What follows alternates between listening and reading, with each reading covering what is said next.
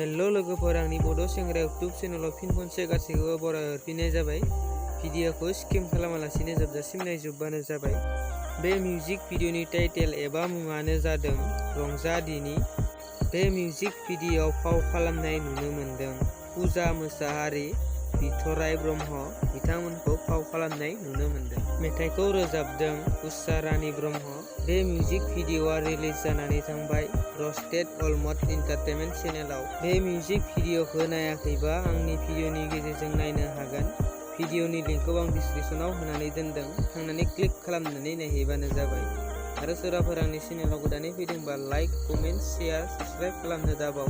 आरो लोगोसे नेक्स्ट भिडिअआव लोगो मोनबावसिगोन।